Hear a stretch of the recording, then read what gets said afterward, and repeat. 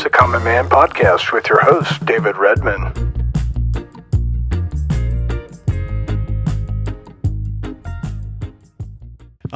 So I'm really glad you're here. I was really looking forward to hearing a lot more of your story, Dallas. Yesterday at the gym, I want to take us immediately into like just a silly moment that you and I were able to experience. We were doing the thrusters, which are horrible, and you started talking about your wife, and I could see immediately you got emotional when doing it, and you said, I just had a baby, and I mean, you're here and your baby's a week old, so kudos to you for being manly and having an amazing superhero wife. But you said, this week has been just a high week and a low week. It's been nothing but a healthy baby and a healthy mama, and there have been emotions that I've never expected.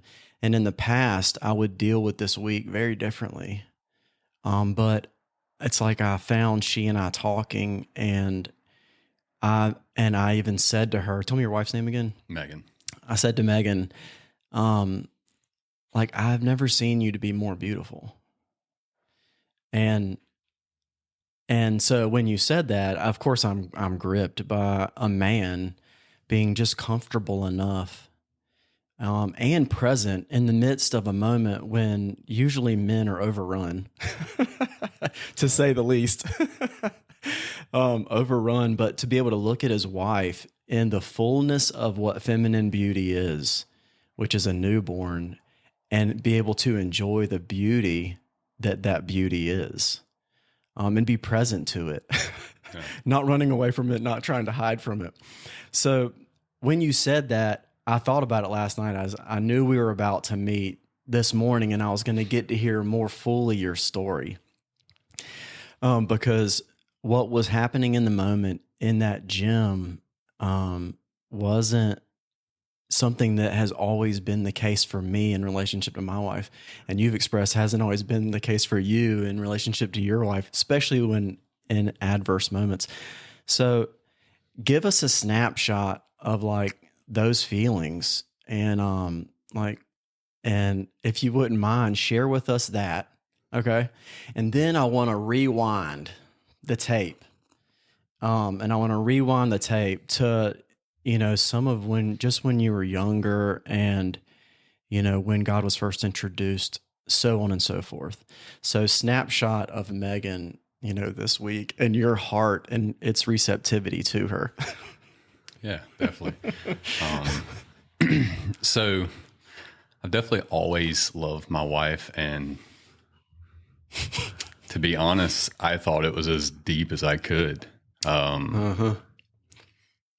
I had read books about loving my wife better. Right. I pursued her as much as possible. Life gets in the way though, and love gets distorted somewhat. And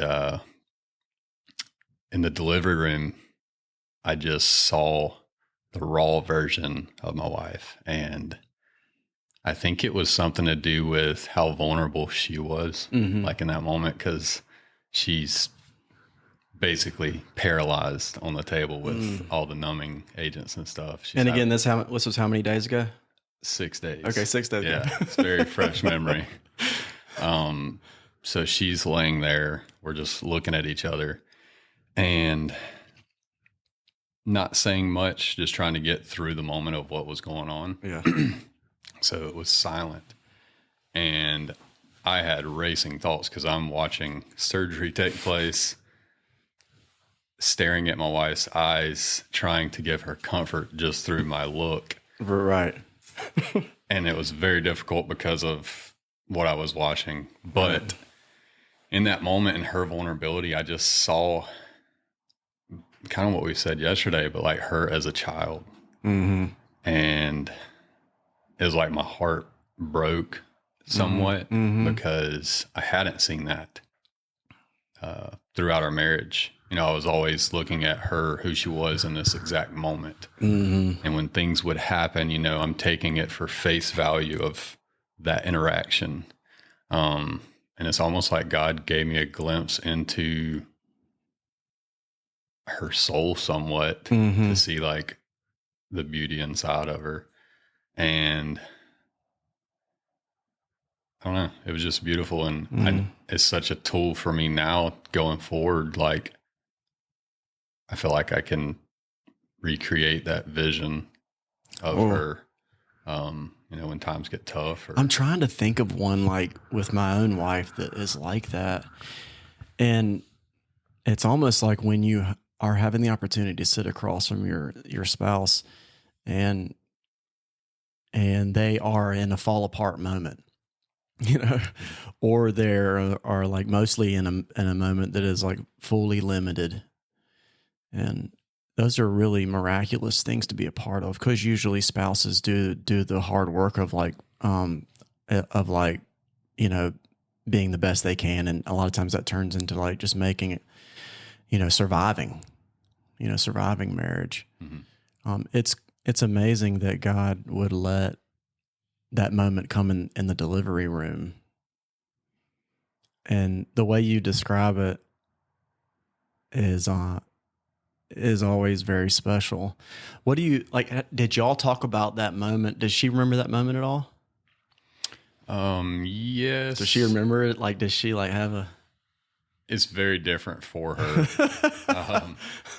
I think.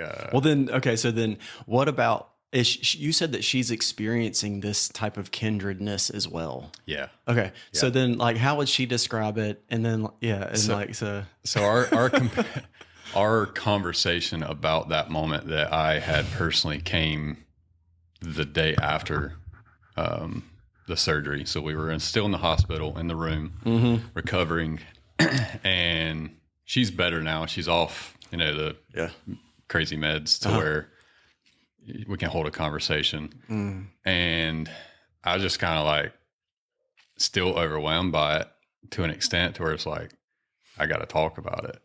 Okay. So I entered into conversation with her. That's crazy, bro. Yeah. Just saying like, hey babe, I experienced something yesterday, and it's going to sound a little, off the wall or whatever, but,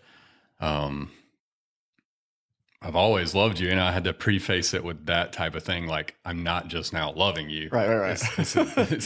Don't hear this. Yeah. But I just tried to explain it. For some reason, men aren't good at talking about their feelings. Yeah, for sure. But I just kind of broke it down. Like, I saw her, what I think God sees her like. And that's what you said to her verbatim. Yeah, you verbatim. Remember? And she was kind of like, okay. And I went further. No. I went further into detail. She's like, I'm trying to breastfeed. Yeah. But I was like, it was in every sense, it was you as like a child. Right. I mean, you were still 35 years old, but I saw like the childlike attributes, or, the way you are. I saw why you're that way. And it was because of like your upbringing, and how you developed into what you are. And every sense of it was beautiful. It wasn't like, oh, that's why she's broken. No, it was like, it's a different narrative. Yeah, it was a twist on everything that in the past I've used to demean or have a war internally within myself. Like, why is my wife this way? I was able to see it in that different light, and I really appreciate just all of her. What did she say? Do you remember it? Did she say anything, or was she even able to? Yeah, she get to where you were feeling all those things emotionally and all. Yeah, so it took a delivery room or operating room for me to get to that point. I think she has discovered that similar feeling towards me, but obviously being much more connected with her emotions, it didn't take that extent for her. So she related to a lot of what I was saying, and this is new for both of us within the past year. Revelation of us just growing closer. But when was hers? Because I know you told it to me this past year while we were hanging out, but do you remember didn't she have like a... No, nothing specific. It's just her journey of growing closer to God has turned our love on its head, kind of. But and so I wanted to start with that moment because it's like the flower that we all want to enjoy, you know? Yeah. But there's a whole lot of stuff that happens before a flower is open and we're enjoying it. And you and I had an amazing last year where we hung out in the most manly book club group that you could possibly have. We can't really call it a Bible study because there was so much homework, and it wasn't just the Bible. But there had been this backlog of history that you were dealing with that caused you to come into group, which I really would love to pick apart, and we will. And so we had a lot of time last year to hang out together once a month for 3 hours, and some other guys listen to content, and everybody got a chance to share with how the content affected them, whether it was a book or a fast or another spiritual discipline. And so for 3 hours, this group of men dialogued on it, which activated you in a very unique way. 10 months in is when you had like a fall apart of like just conviction and like, I'm going to do anything God says because something in me is being called to step up. Mm-hmm. So I want to get to that, but rewind the clock and give us a little bit of a feel for, you know, who you were and who we are in our younger years in relationship to the Lord, being involved with boys. Yeah, specifically you and all that stuff. Okay. So not a very hard question at all. Yeah. My entire beginnings. In the beginning.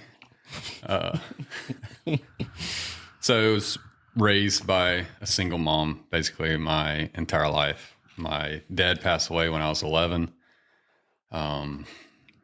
Unexpected. It was a car wreck, and that definitely is 11 years old. Yeah. Your pops was in a car wreck. Yeah. I don't remember that, bro. That's heavy. Okay. Yeah. And your mom was a working mom at the time, or was she a stay-at-home mom at the time? Yeah, very much independent woman. Okay. Working mom. And such a crucial time in my life because, 11-year-old boy, I was literally like chasing my father, seeking that attention. Right. He's still the hero. Yeah. In the boy's narrative. Yeah. You haven't got out and become your own wolf yet, in the teen years. Yep. Wow. Were y'all like pretty close? Yeah, very close. Did everything together. But it's definitely a huge part of my story and sent me on a journey of having to create an identity instead of one kind of being passed to me. What do you think is one of y'all's fondest memories as like dad to son? Probably like, catch in the yard. Really? My 6-year-old all the time is like, we can be up like, seriously? Yes. Okay. So, wow, that was one of those things. Yeah. It's definitely like the fondest memories I have are a tool now with my kids. It's like, you want to go play catch? And I'm like, it's hard to say no to what's my fondest memory. Your fondest memory is playing catch with dad. Yeah. Now my son wants to do it. So why is that? It's just that bonding experience. I think, it's kind of like a boys being outside, enjoying nature and throwing a football or a baseball, whatever. Not exactly sure why, but yeah. Anyway, yeah, go ahead. So your dad got in the car accident. Mom is And what is that? Fifth grade? Let's see. Fifth grade, sixth grade. Yeah. Uh-huh. Right at like middle school time. Yeah. So from there, I would say my story, I was just kind of lost for, Were y'all in church already? I would say no. I mean, we went, but so Easter, Christmas. Yeah. Yeah. The main days we covered that. Right, you got to be there for that. Yeah. For about 20 years, I'd say I was on kind of a hunt for myself. Okay. So 11 to for the next 20 years from 11. Yeah. Yeah. Yeah. To early 30s. But, so I kind of skipped to my early adulthood from there because it was just normal childhood, really. Mom always working. But yeah, me just being a boy. Were you latchkey? Were you like a latchkey kid? I don't really have any relationship with people like that were in factory environments where kids didn't see the parents, like where the key was on the thing and they just came home, got the key, opened the door. They were in the house by themselves and all that. Yeah. Yeah, pretty much. Right on. Wow. Yeah. She, she owned her own business and required a lot of hours and what was it? Mortgage. I remember you telling me that. That's right. And was she still in that now? Mm-mm. Okay. Nope. Okay. So she ran her own mortgage business. Yep. Right on. And, at the age of 14, so there's kind of another key point in my story, she ended up getting, wrapped up in something in the mortgage industry. I'm not sure of the details exactly, but she went to federal prison for 2 years. So here I am, a 14-year-old. Dad has passed away and mom is sent away. Whoa. So I spent a year with a close friend and then a year with my grandma. And that's ninth grade. Mm-hmm. Ish. Yeah. So entering middle school, I had the traumatic event. Entering high school, I had the traumatic event. So kicking off the new buildings, I guess. But, right. Where'd you go to high school? Went to Wren. Okay, in Powdersville. Yeah. Yeah. But still. And your mom was gone for 2 years. Yeah. How did she frame that up? Just basically what you already said? Yeah. It was a paper crime type deal. And she was in Florida. So it was like a 6-hour drive and we'd go visit. She was in Florida in jail. Mm. Man, that would have been really a weird thing as a child to process. Yeah. Yeah. And you were alone for 14 to 16 or no parent. Right. And no church interaction. Mm-mm. No circle. No circle, no mentors, no yeah. Somebody hitting you up with some, hey, come to this ridiculous gathering, Yeah. Thankfully,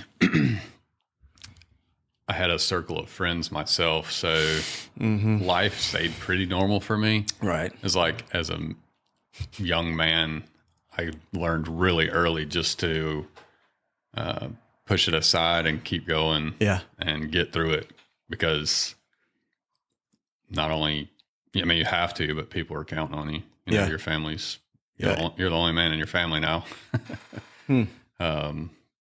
Did you have to maintain it? Or was she able to maintain her house at all? No, everything was gone. Everything was gone. Yeah. And so you packed 3 bags and lived with a friend. Yeah. Yeah. And you ate on their dime. Yeah. Who were they? It was just a family friend, kind of like a childhood friend of my mom's that she grew up with. We were close with them. She had kids around my age, so it kind of worked out. Mm-hmm. Then my grandma, which is my mom's mom, she was the other 12-month stay for me. But did you have your own room then? Yep. Yeah. That's cool. It wasn't. Could have been way worse. Yeah. Thank God that I did have a place to go. Right. And you stayed in the community. Mm. Yeah. Yeah. But entered high school during that incident and still seeking who am I, looking for an identity in something, and found it in a lot of things temporarily. Right. Alcohol, drugs. What? That's such a surprise. Yeah. It works great for that period. Girls, chasing girls around. Now, were you already 6'7", and so like every woman was attracted to you and interested in like you taking them on dates and stuff? I try to be humble. My friends correct me every time I say it. They're like, "You're a ladies' man." I do not remember that. You don't ever remember that part. Yeah, I'll take your word for it. My memory's pretty bad. The Lord's keeping that memory from you. Yeah. But entered high school, pursuing those things, and graduation was kind of like phase 2 of my life. I feel like graduating high school, that's where things started to change, and I really started to identify who I was. High school sports? Yeah, I played baseball and golf. Of course. Tall sports. A little bit of basketball, but nothing serious. Yeah.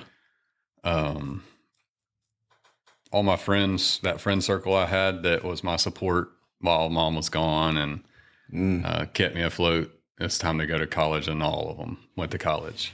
Okay, wow. It's interesting how much of a role, I mean, this is like probably one of the like a duh statement, but a boy's friends in high school specifically, middle school, I don't think has like very substantive friendshipping. Yeah.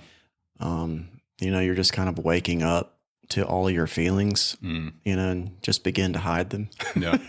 And then high school, all it is about your buddies. Yeah. Every minute. Yeah, for sure. And somehow I luckily chose a decent group of guys. Praise the Lord, man. I mean, praise the Lord. And I had that same experience. We had our flaws, but it could have been way worse. Oh my gosh. Yeah, totally. Right. But they were kind of a guiding light for me in those years, and they didn't even know it. Yeah. Like spending time with them, hanging out, kept me from, I guess, latching on to something else. So did you feel any spiritual stuff then? Like where did you catch a spiritual vibe at all in any environments, or was that a part of like where you, like I grew up surfing and skating, and so like, being in the water on a cold morning like this, you're going to catch some, you catch, like it just charges you. Was there any of that where not really, man, God was making himself known? I wasn't an outdoor kid. Right. I liked video games and I mean, it was very blissful when me and all the friends would get together for a weekend to play video games. Like there was something spiritual there for sure. As silly as that just the seems, camaraderie. Yeah. But I didn't recognize it. I didn't pursue it at all or anything. But that's kind of the childhood. Yeah. Yeah. Up to entering as an adult. And so graduating high school from Ren, mom is back home in your junior year. Yep. Did she like just set up shop again? Yeah. Obviously she has a record now and has a very different version of life than before she left. Right. She lost everything. Oh man, that would be so hard to unearth the challenges of how mad you would be. Mm-hmm. At least I would be. Yeah, for sure. And I'm sure it's like it's all over her. Mm-hmm. Yeah. And she was a provider before she left. Coming home, it was almost, I think, more of a pull on her to provide because she's trying to catch up. You have to, like, she's playing catch up, man. Because then I moved. Can you imagine a mama? Can you Yeah. imagine a mama? Like, I can't even imagine my mom. She'd be so disheveled, you know? Mm-hmm. But she's strong. I mean, she persisted through all of it by herself. And, Woo! yeah. That's heavy, man. Yeah. Have you ever had her have you ever had her tell that story? I mean, we talked about it, but never to the level that I probably want. That would be so wild. Yeah. She's told me all the details and whatnot, but Yeah. as far as like the way she was feeling during certain moments, and no, not really. Yeah. Yeah. I do remember as a child talking to the judge at her Whoa. sentencing, just basically like pleading our case as a single mom and a kid that's Wow. counting on the single mom. And I just remember being devastated because the option was like house arrest. Right. Or Which that'd prison. be fine. Yeah. Or prison, right? And I basically told the judge, like, hey, judge, like prison means I'm by myself. And he was like, all right, prison it is. Like, what the heck? Man. It felt weird for a paper crime. Like, is this real life? Yeah. Yeah. But yeah, that's the childhood. What about, I mean, disclose to the degree to which you're comfortable with. What were the things? I got more coffee too if you want some. Here shortly. And some other beverages are in the fridge, whatever you want. What about what kicked on in high school that really you developed in a relationship with that was like a hiding place? Like for me, it was porn. Yeah. As soon as that thing was possible, I was involved, but I was always like really like, oh man, this thing could be real dangerous. Mm-hmm. So I was like holding fire. Yeah. I was always real fearful. Was there a thing like that for you? Was it like I doubled down on alcohol? Was it I doubled down on like making money? I doubled down on control. I doubled down on food. Mm-hmm. I mean, food could be a hiding place. You know what I mean? I would say popularity was my thing, and that has so many different forms. Wow. Chasing girls, like how many girlfriends have I had? Right. So in a way that might have kept you from some of the other darker corners because you really wanted to stay fresh and interesting to the people. No, I think the opposite. Oh, wow. Right because popularity in the eyes of just the friends around me, the students at my school, didn't have anything to do with being good necessarily. on. Oh, gotcha. So partying, alcohol, drugs, sleeping around. Yeah. That's what your status was determined by. Yeah. So I was chasing it hard because that's all I had. In high school. Mm-hmm. Yeah. Yeah. And Did anything have its like hooks already? I mean, definitely porn Okay. was an issue. It had hooks in you already. Yeah. I seen it as completely normal. Yeah, I know. Like, Me this too, isn't yeah. a problem. Everybody. Yeah. We're all doing it. Yeah, right. And the way I define hooks is like if you're prepping in your week to hang out with your thing and it's like, hey, I'm getting ready for my Wednesday afternoon. Like I'm detachment from reality thing, and I'm getting, that kind of, those are hooks right there. Nothing to the point of like an addiction to it. All of it was like a means to an end of gaining more popularity. Now, my video games was definitely an addiction because I would deny people and things the time. Yeah. You would deny that social interaction that you loved For sure. just to kind of like, just to turn things off. Yeah. And it's kind of like it was an easy escape. Right. You just dive into the screen. Man, it's so good too. It's so good. It's so powerful and strong and interesting and engaging. Mm-hmm. And I would literally play like every hour that I was out of school. Oh, wow. For probably like 4 years. Wow. Yeah. When I would do things like play golf or baseball, it was literally to either appease my mom or to try and seem normal. Yeah. And to wear where I'm a normal involved person. Yeah. I don't just sit in my room and play video games. Yeah, I don't Look at me. really do that. I also am on the golf team. Yeah. But I think And the spirit's like, what do you think about this? I'm on the golf team. Yeah. So maybe there was a level of conviction. It was just coming from, I don't know, my DNA. I mean, he likes to speak to us whether we listen or not. Exactly. I was listening to a fella speak, a fella who's not Christian, and he was interviewing another like really famous artist, and it was Joe Rogan, and he was interviewing the lead singer of the Black Crowes, and so much fun. I mean, this guy has amazing stories, and they were talking about how they would say that they talked about the power of the muse, and neither of them are believers, and they're probably, if anything, just wearing, like more comfortable. But I'm sorry, they're actually probably just like blind to the fact that they're resisting truth. Yeah. I mean, like, I'm going to say something's calling to me, but then I'm going to give it like a benign name, so I have no obligation to the voice calling me. I mean, that's kind of what I hear it to be. Mm-hmm. And they call it the muse. And it was so interesting is the Black Crow singer was like, it really sparked a fascinating conversation moment, because he was like, have you ever noticed that like if you don't listen to the muse, it'll leave you?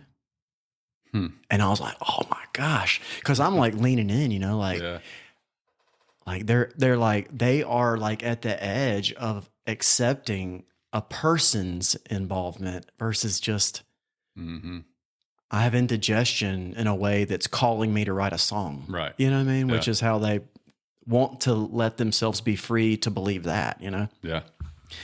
And Rogan was like, yeah, I would know that if I don't like write, I wake up at 3 a.m, whatever, his thing was, and I know that I will lose that thing if I don't write it down. And so back to your moment in high school, I feel like if we really are willing to look, we can see that there was that we were resisting and hiding to a person who was calling. Oh yeah. You know what I mean? And like that behind the scenes war that was going on even Dude, then. man, behind the scenes war, right? Yeah. We're just trying to survive our like the tumultuous new feelings of girl and money and sports and aggression and and the pain of what does this mean? What is the identity around where I am? You know what I mean? That's a big word. You and I've talked about. Yeah. Okay, so that was maybe something that had hooks in, is like that hiding place. For sure. Yeah. Unfortunately, I never had a chance to enjoy that. So survived that season by God's will, and then graduated high school. And then what? So my friend circle all went to college. Like, your friend. Okay. You said that. Yeah. When I say all, like every one of them, big schools, like Charleston, Columbia. So my circle's gone, and it's the point where I'm like, okay, it's time to really identify who I'm going to be. I got to figure out who am I going to be when I grow up? Yeah, I think everybody faces that question for sure. Tried community college close by, hated it. I pretty much hated school the entire time. So it was just a continuation. So why not college? Grades? Yeah, grades. Money? Yeah. Both. The hook, which is me. The hook of video games showed its face on my report card. Okay. For sure. Surprise. Yeah. I would rather play Quake than finish this paper. Absolutely. So that affected college. My options were get a job and work, go to community college and not have to work, which was nice because I was lazy by default. Yeah. But like probably didn't think you were lazy. You probably thought, no, I can hack out a day's work. Nah, definitely wouldn't have admitted it then. Yeah. That's not popular. Or the military. Okay. So went to community college to avoid working. Hated it. I think I lasted 3 weeks. Oh, wow. Yeah. So decided on the military. Went to the recruiters, talked to all of them, decided on the Air Force. I had terrible grades, but I was smart. Yeah. I took their test Of course. Scored high enough to join any branch and basically choose any job that I wanted. Wow. So I chose the Air Force just because I thought it would be the least combat. Didn't like the idea of combat unless it was on a screen. So went in the Air Force when I was 18, the same year that I graduated high school. So you graduated in August. Yep, or May. Summer, yeah. Sorry, August is when we start back. Sorry, kids. Okay, so you graduated in early summer, and then you went to the military when? March of the next year, so almost a full year later. Almost. Okay. Yep. That's cool. You did okay. So you had 3 months of the community college. Yep. And then hit them up. Yep. Line it up. Lingered for a little bit. Yeah. Video games. Yeah. Rewind back to graduation. We celebrate our class at Wren by going to Myrtle Beach, which is where I met my now wife. Oh, right on. You met Megan in Myrtle. Yep. Was she at Wren too? Yep. Okay. Yep. So she actually asked me out in 9th grade. Oh, right on, man. And I like this girl. I said no. A mutual friend of ours was the messenger in that case, and he's still around, so it's really funny to talk about. Here, I have a note for you. Yeah. So beautiful. Yeah, we met in Myrtle, started dating, and 6 months later, I joined the military. So it was kind of like time to make some decisions. Whoa, okay. You dated for 6 months while you were in flux on next step, and then you joined the military. Yeah. And even this will be so easy for a new marriage. right? Even she was away at college too. She was up in Rock Hill at Winthrop. Okay. So I didn't even have that part of my circle. Joined the military March of 2008. Went through all my training schools, Texas and Mississippi. Got my first duty station, which was Nellis out in Las Vegas. And I was a avionics technician on helicopters. Oh, man. Which basically is when the pilot is flying a helicopter, all the instruments, all the devices on the console. Right. That's what I worked on. Man. All those things. Awesome job. That is the most amazing piece of equipment. It is. To me. Yeah. It's like, it defies my logic. Yeah. I am not, it's beautiful. Yeah. It's very precise and nerve wracking until you like grasp it. Yeah. Sure. Like a plane is just thrust and a wing. Yeah. But like a helicopter is opposing forces required for everything to get up in the air. Yeah. And literally like the main rotor and the tail rotor come within like less than a foot of each other. That's insane. When they turn. So make sure you tighten the bolt the right way. Man, to the right torque. Yeah. So I'm in the military. I'm out in Las Vegas. I am dating Megan. And she's at Winthrop. Yep. Across the country. And you're 19. Yeah. Still don't have an identity at all. And you're dating. Got it. Not married. Yeah. And are y'all exclusive? Yes. Yeah. Yeah. And we start getting serious just because it's either you start getting more serious or you stop. Right. We decided, I proposed, and we got married in July of 2009. So a year into my military. Immediately she moves out there with me. Okay, so she leaves Winthrop without finishing. Yep. 2 years into her Winthrop journey, she moves out to Vegas, joins me, and transfers to UNLV, University of Las Vegas.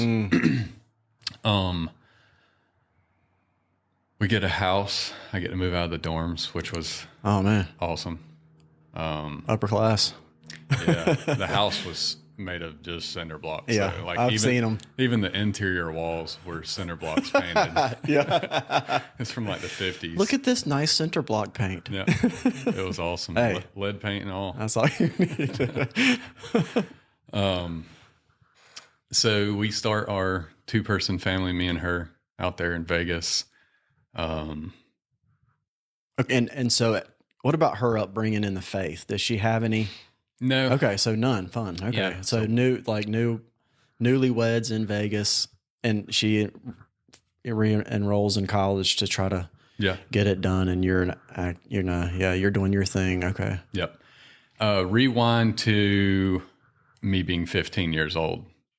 The family friend that I lived with for that year, was going to New Spring.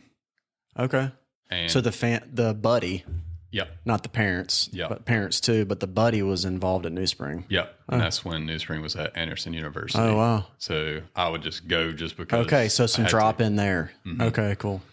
And that definitely played a role in the rest of my life. I think just 1 year. Absolutely. Of experience in New Spring and church and, that community. Church in general. Yeah. Because you're hungry as heck your entire life.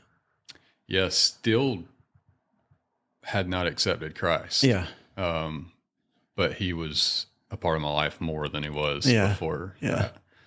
So back to Vegas. Yeah, back to Vegas. I don't know what it is about out west. Maybe I just saw a bad side of it, but church didn't exist to me. Yeah, we're in the Bible Belt, and people say that's not very influential. Mm-hmm.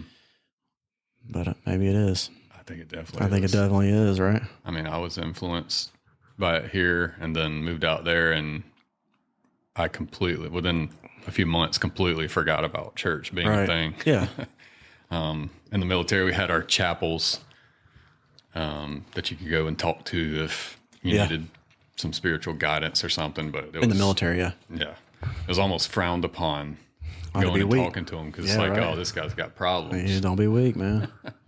Don't go talk to him. You'll have to get counseled after that. Man, I definitely don't watch a podcast called, Common Man that talks about emotions and men. So absolutely. But we're in Vegas and trying to figure out how our life looks. How the heck can you actually be married in Vegas like that? When people say, we live in Vegas, it's really nice, we have a great time. I'm thinking like, you walk down the street and they hand you a piece of paper with a naked woman on it. Like my interior would be so congested. Mm-hmm. The reason is because you have an identity and that has nothing to do with it. I didn't. Right. So I was. And so there's no congestion. Yeah. It was just like, hey, I was still a sponge looking to soak up something. Yeah. So when this crazy world came at me, I'm like, praise the Lord. This makes me feel things. Yeah. Right. Like, it almost felt like being popular did. Oh, wow. Which was. Because I can eat to my heart's content. Yeah. And drink, it never ends. Eat, gamble. And everybody's, let's do it. Let's There's roll. Parties everywhere. Yeah. And was she down? Was she down like with this new approach, trying to be married? Yeah. Yeah. She definitely was the calming voice of the relationship, saying, we're a married couple. We're not two single people just experiencing life. So thank God for her, or I have no clue where I'd be. I know, right? But also the military felt very similar to the band of brothers from high school. Mostly guys, but I mean, there were some girls, but mostly guys, and we were all tight and we all went out together. We all enjoyed Vegas together. God, that would be so much fun. So laughing at the same jokes. You know what I mean? Like laughing at one person who is the butt of the joke every time, everywhere. Yeah, for sure. Egging each other on. Yeah. But I just continued on what I knew from high school, partying, drugs to some extent. Yeah, yeah. You know, with the military, I couldn't really partake, but it was there. And girls, which created a massive conflict. I still had this major, wound inside of me that was a desire for women. Right. And I'm married now. Right. You're not supposed to have that desire, but I still do. Right. And it was just there from old habits. You know, it's no wonder. I don't care what city you're in, but I think it's just a part of a man's journey to get wrecked by all the opportunities and then have to come home. You know, the proverbial either come home to the father, come home to the family, or come home to your wife and then have to integrate. Okay. In light of the fact that I can have everything, you know, whether everybody knows or not, how can I process what would bless me to have? Were you in that conversation with yourself at all? No. Because at 20, how old were you? 20-ish. I don't think that conversation's possible. No, not without outside influence. Without some other guy or leader saying have you ever thought about this? Yeah. You know? Mm-hmm. And the friend circle I had was no longer the thank God it's good friend circle. Which is what it was in Ren. Right. Right. It was a Las Vegas friend circle. Right. Mostly military, but some of the just civilians that live around the area. Yeah. Joined in on the luxuries of Vegas and drinking, partying, girls. Yeah. Went through a phase where lust over other women won. Yeah. And went down that path of sleeping around. Right. What's the mindset? Is it just F it mindset, or is it this doesn't matter that much? What is that mindset that gets us on that road? Yeah. Yeah. I don't think it's that this doesn't matter, because the reason that it did matter so much was almost the reason that it's a thing. What do you mean? Like the deceit, the level of deceit that's in a relationship outside of your marriage is almost that arousal that our flesh latches onto. So it's not even lying. It might just be like our relationship with forbidden fruit. Yeah, for sure. And the excitement, and there's no language. Yeah. It's just excitement. Yeah. And all I cared about was myself. Yeah. Yeah. It's all we're trained to. And this thing pleases myself, and that's right. I'll do what I want. And this is more exciting. And that's how I live. Yeah. Is to hit what's more exciting. Mm-hmm. You know, and then see if I need to pay for the consequences later. Right. You know, or ask forgiveness. Yeah. And I, experienced that season of life. And when I say that season, the military, I did 4 years in the Air Force, got out. As soon as I got out of the military, moved back home. As you were saying, I came back home to Anderson, South Carolina, where my mom was and my grandmother and Megan's family as well. Okay. So you did your 4 years, and then y'all packed up and came home together. Yep. Yeah. At this point, my most of my journey in Vegas was a individual personal journey. Right. It wasn't me and my wife. Right. I mean, how could it be? Yeah. You were still gaming. Yeah. Right. Yeah. And that gaming still had its claws in me. Yeah. It was still the approach to all things. Yeah. I'm going to game this thing so that I can level up. Yep. I thought leveling up meant getting better at what I already was doing. Right. Or cleaning it up. Yeah. And Okay. making it look better. Okay. For You sure. know what? If I just do a little more penitence, I'm going to read a better book Yeah. to help me clean up my leveling up. I call it hustle porn. Oh, That's what I call it. Because, the endless hustle of America is basically just same stuff. yeah. So you came home, and her family is here in town, Yep. in South Carolina, and then in your family, your mom, right? Mm-hmm. Was your grandmother still alive then? Yep. Okay, cool. Right on. Wow. Yep. Is your grandmother still alive now? Yep. Wow, man. We need to get her to fix us dinner, man. I want to Yeah, talk about her. 85 and young. Whoa. Is she a firecracker? Yeah. Oh, man. Yeah. She's awesome. I bet that's where you get it from, bro. That's awesome. So you got home. Okay. No kids. No kids. No kids. And we're 23-ish at this point. I'm 6 months older, so she's 22. I'm 23. Kind of it was a very drastic change for us. I mean, the level of volume, I can only imagine how different and the obligation. Mm-hmm. The obligations are so different when you're out of the military, Yeah. right? I start to identify a little more as a provider. Whereas before, didn't really care, how we were financially or how we were doing as a family unit.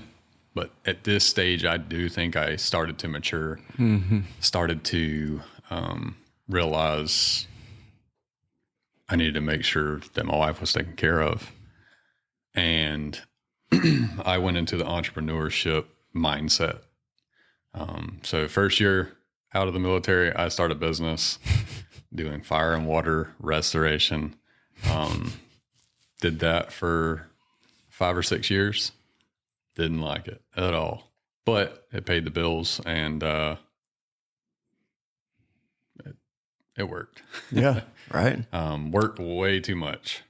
That was my life, was working because I felt like it was good. Like, how can this be bad? I'm doing this Right, for other people. Right, of course. Yeah, I'm doing this to provide. Yeah. Work usually 50, 60, 70 hours, somewhere in there. Closed that business, started another business. And the cycle kind of repeated itself multiple times. When was the game business? That was the next business. Fire and water. Yep. Game was the next one. Yep. And that's when we first met. Mm-hmm. Yeah. Wait, and how old were you then? How long ago was that? I'm terrible with time. Was that 10 years? Roughly. Because I was still in medical. Man, okay, so you started that. Okay. Yep. Coronavirus came along and Right. we were the first thing that was like, Oh, yeah, okay. the city of Yep. Greenville said you're not allowed to Right. operate. That's right. As a fairly new business, that killed us. Mm-hmm. So that business closed and continued to just kind of pursue work. That was that was the new thing that kind of had its hooks in me. Being successful in the terms of my position at work or how much money I made. Right. Kind of chased that rabbit for a long time. Right. All this time, my wife doesn't know about Vegas. Knows about it, I didn't- but doesn't know about it. Yeah, knew about a lot of it. Yeah, know about a lot of it. Didn't know any about some of it. Yeah, yeah. But I didn't see it as a problem.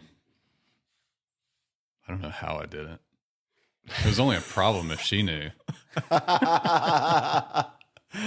Oh, Right? hey, that makes sense. Yeah. That's horrible thinking, though. It is. It is. And it would have only been a problem because it's a problem. Oh man. Oh god. I'm gonna keep on eating this lie. Eat just Yep. layer on layer of lie. Yep. You know. I still have no identity. Like I'm still trying to grasp at stuff. And I think without that identity, truth isn't there.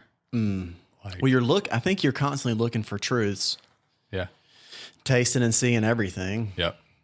Like, oh, working this much Yeah. gives me a lot of money. Yeah. And I'm gonna a lot tell of you, money this helps. is reasonable. I'm gonna go down this road and Yeah. see if how good I can do it to see what the fruit is. Yeah. When we did move back, our desire for church was there. I don't know how. It was there. Yeah. Yeah, right on. So we basically immediately started back going to New Spring. At this point, they were at their Anderson campus. Went for 2 years, and starting in 2013, in 2015, I was saved. I accepted Christ. So that's definitely a pivotal moment. For 9 me. years ago. Do you remember? You remember like what happened? No. All I remember is someone preached an amazing message. Oh wow. And it made sense. And I definitely made the decision that what I'm doing is not working. This guy is saying that this is Yeah. going to work. So made the decision there. So in And 15, y'all were back in church, and someone delivered good content, good identity content, yeah, and then you really began your, yeah. And I think it came in the form of New Spring, and church in general was kind of a new circle for me. Whereas the circles before had drawn me in ways yeah, that maybe weren't directly my decisions. I was just kind of going along with what the circle had for me. right, New Spring was that new circle, and salvation was part of it. okay, I definitely was not on fire for Christ. right, I was saved. yeah, And, I still believe I was saved then, yeah, but had no clue what that looked like. Just really latched onto that circle. yeah. That- When you say saved, what do you mean? What does that mean? What do I mean now, or what did I mean then? That's two different things. Yeah, Then I meant I was going to heaven. Wasn't going to hell. then got Yes. it. Yeah, And that's pretty much it. And also, I had somewhat of a new path to walk or try to walk. So if I was going to language it, and correct me if I'm wrong, but you came to terms with, I am designed to be an eternal kind of soul, and no other, like, this seems to present to me, this Christian offering seems to present to me a logical, best solution for resolving the issues that I feel already like I'm supposed to last a lot longer than this little life is supposed to give me. And so that was probably one of the main things that you said, all right, I'm down for that, Yeah. because this can't be all there is. Right. Right? Yeah. Okay. And naturally, I have like an addicting personality. You too? Man, man, no wonder we're buddies. I dive so deep into things when I discover them that my wife is a lot of times my leash, that it's like, you're going too far. That showed itself in business for sure. I'm all in. Let's sell the house. We'll live in a tent. And it'll work. I promise. Yeah, let's do a cash out refi and take every dollar of equity we got. I say that jokingly, but I have definitely suggested it before. Suggested and done. So the weird thing is that I wasn't addicted with Christ after salvation, Right. which was against my normal mojo. That's so interesting. That's such a neat thing to bring up. Yeah. Okay. I don't know if we should unpack it now, but maybe we should. So, okay, like the reason, so addiction maybe comes from the flesh. Yeah, I think so. Or like I should say there is fleshly addiction, right? We've got an eternal hunger for our Father, Yes. but you were so in stride and step in relationship to the flesh, Yeah. or like a darkened heart's approach to seeking out whatever you can get Yeah. to make life, carry weight, which is glory, carry beauty. Yeah. And so in this situation, to circle back to what you said, you didn't have like like it wasn't a hiding place yet. Like gaming was still potentially a hiding place. Yeah. You had dealt with, I definitely am down for honoring the fact that I need to do something about past this life.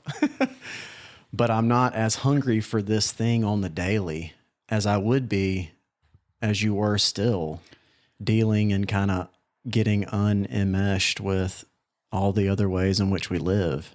Yeah. Well, it didn't feed my flesh. Right.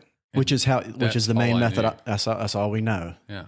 And we're like constantly, and that's basically our main motivating driver. Mm-hmm. My identity was a fleshly identity. I didn't have anything other than this feels good Yeah. or this seems right. Yeah. Or this gives me the reprieve I need. Yeah. And from my perspective now, I can see my addictive personality as a very good thing. Dude. And let's not go there yet. But, yeah, we need to like definitely hit that, how like our Father makes that new. Yeah. And actually,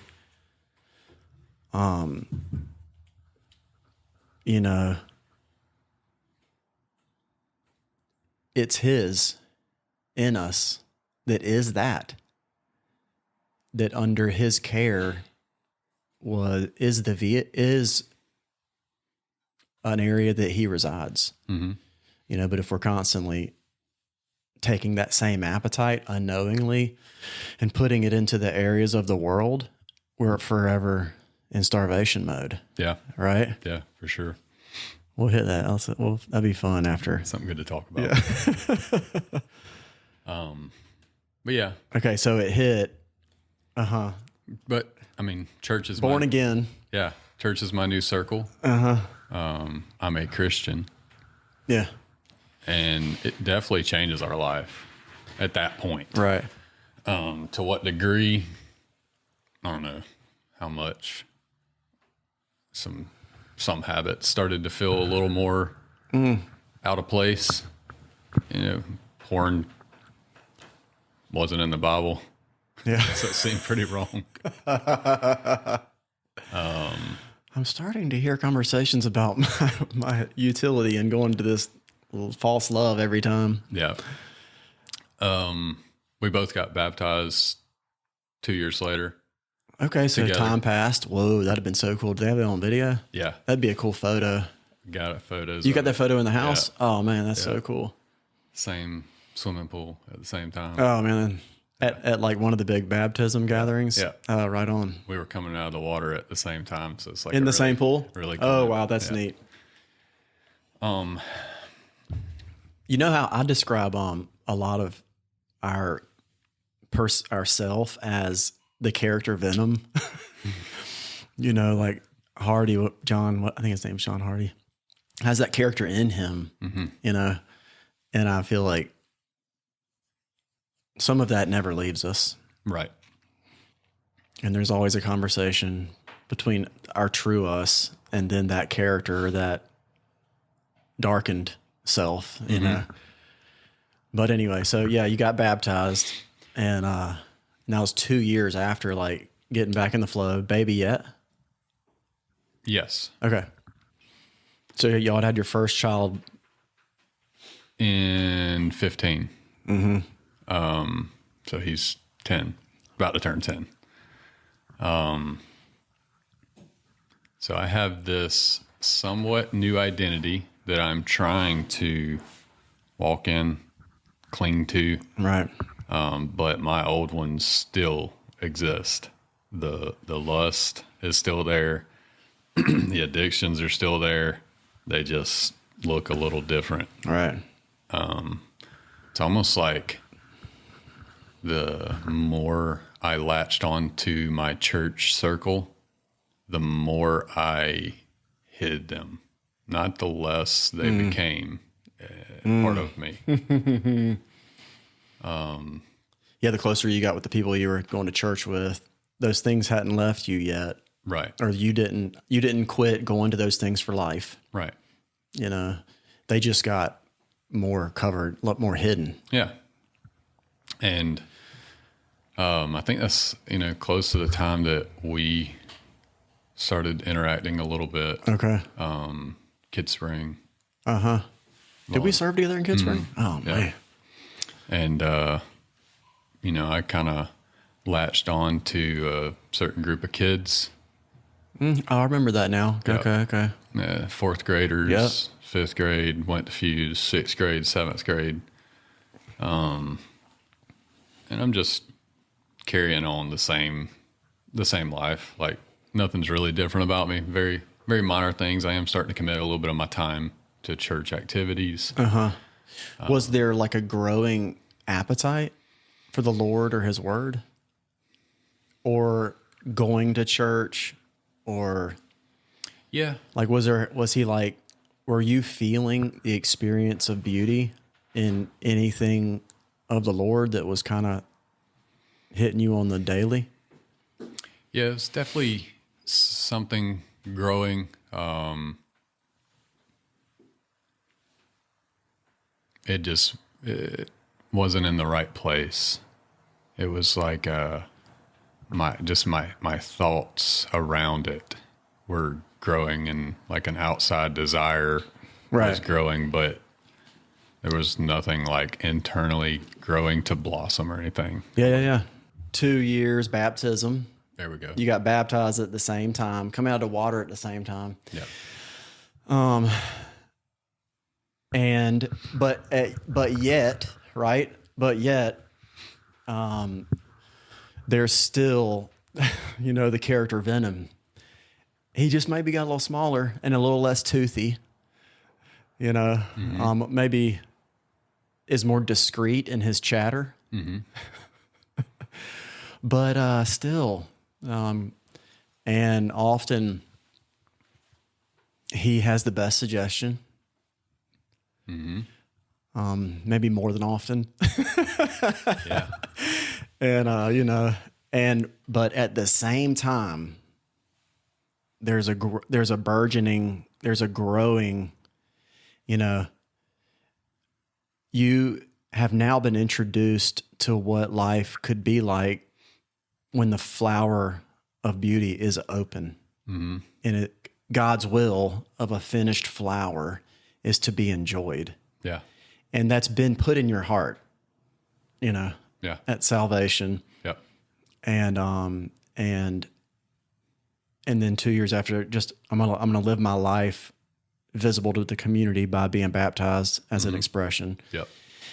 And so, like, you got these two competing conversations for the first time Yeah. that are going to begin to interfere and contend for who's driving the car today.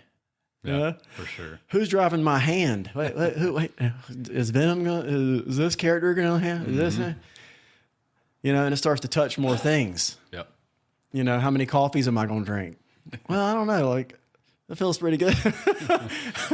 So anyway, that's where we were. Yeah. It was like it was a battle of identity for sure. Okay. Right.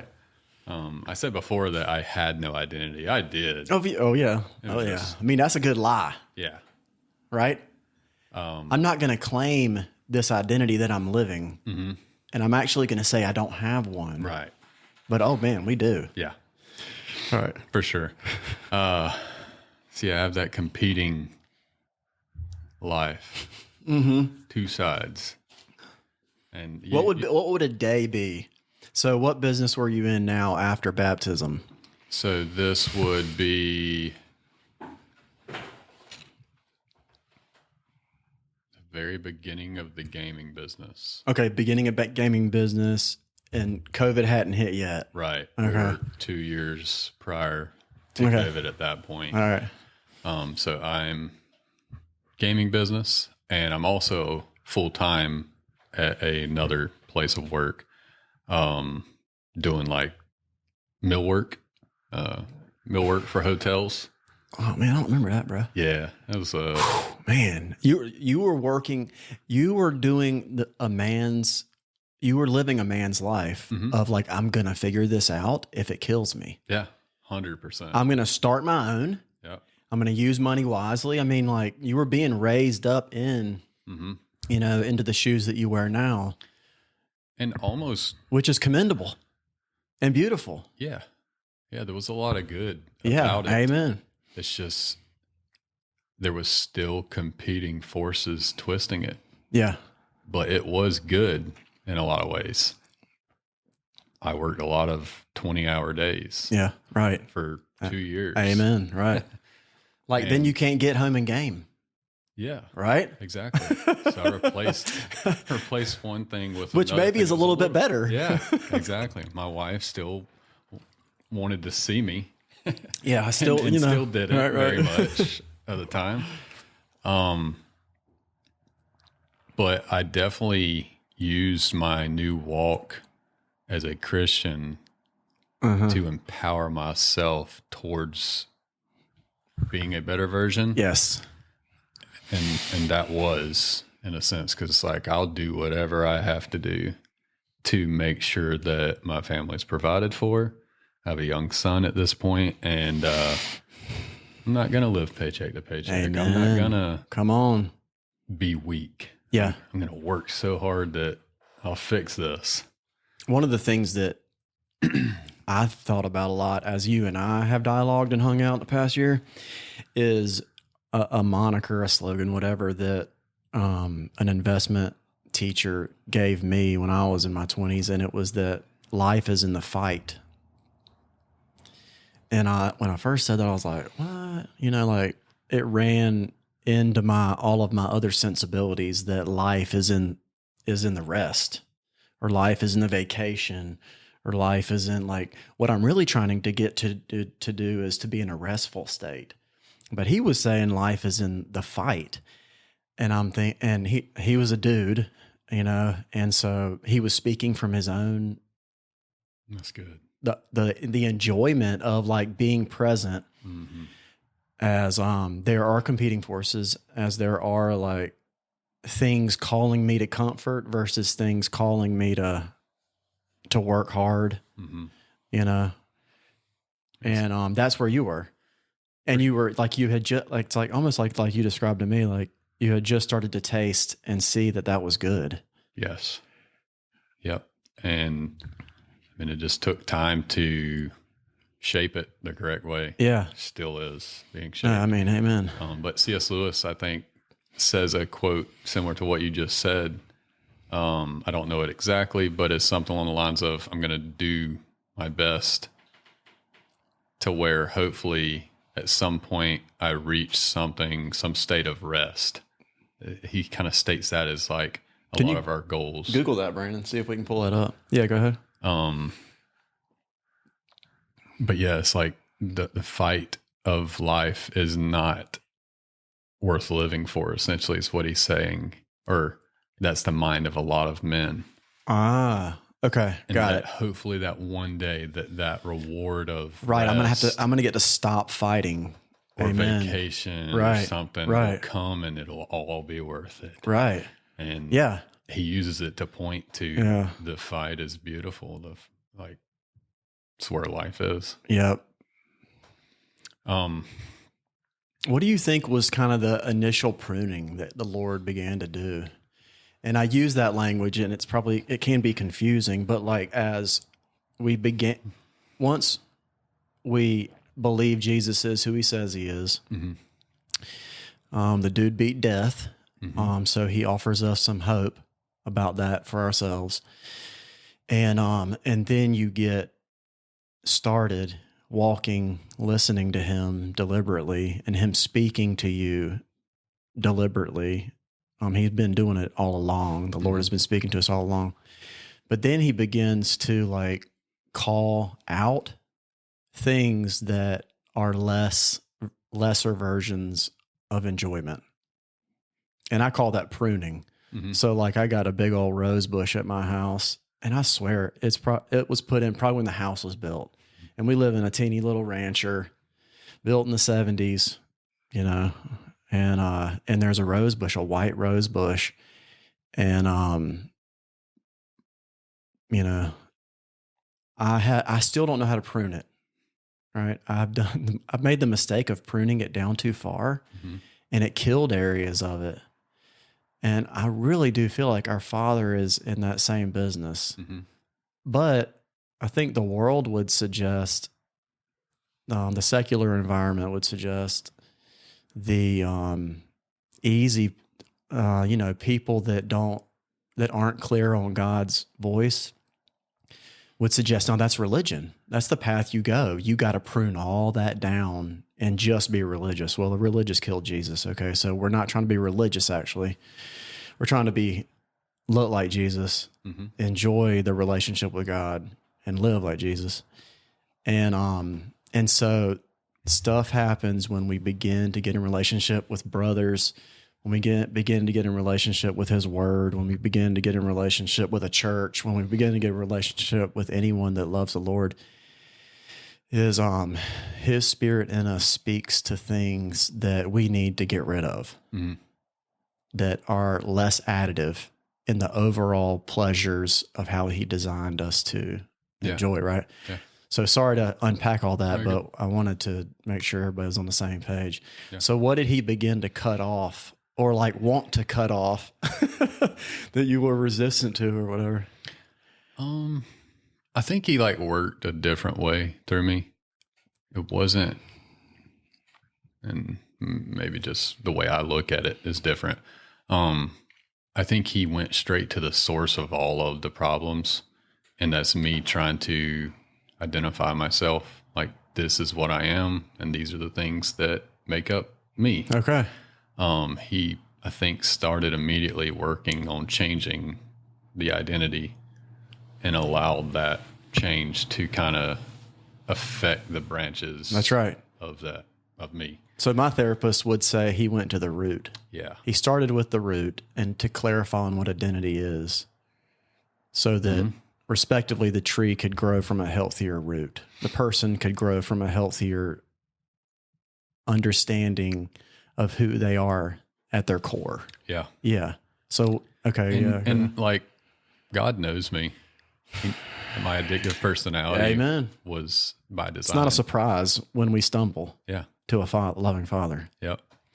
And literally, like, I wanted to be addicted with him. I know, right? Okay. But I couldn't. Like, it wasn't something that I could do, or I didn't. You couldn't muster it. Yeah. Yeah. I'm like, it's spiritual. It's not fleshly, you know? So it was so foreign to me. And so what I'm guessing is maybe you were feeling is, I want more. Yes. And I want to enjoy more. And I'm having trouble figuring out the way to more. Yes. Yeah. And constantly my prayer was, God, there's a lot of things I could pray for, but my personality wants to get to the root. And I always pray, I just want to be closer to you, God. Like, in the hopes that I can get addicted. Right. And have something tangible to like latch on to and go after. And I think that's where he started in me, because he knew that it would change everything. And he started to show me that I can live for him and that there was a pursuit that could take place. And yeah. And the dance began. Yeah, things started to change. And so he hit your identity hard. Mm-hmm. Do you remember any of the language or any of the verses? Like, what's your verse is there a verse that sticks to the concept? No, because I even at this point, I don't read a whole lot at all. Even the Bible. Like when I actually did read the Bible, it was very difficult. But you did read like 10 books last year. Yes. Yes. And I love reading because now. of our manly book club. Yeah. Yeah. So at that time, it was more just like an experience rather than like verses or something that stood out. There's something to discuss there, and we don't have to, but I think that's mostly our like instinctual approach is to like assess the moment based on experience, and just what word did you use? Did you use experience? Yes. Okay, and then be in the moment based on like experiencing it. Yeah. Right. Yeah. Because he definitely speaks through the experiences. Amen. He speaks through his word. Definitely. Like if you want to hear from God, go read and he'll talk to you. But at the same time, our experiences were created by him. So like, that's all I knew. Right. Then. Right. And so I was experiencing God through just living. Yeah. And,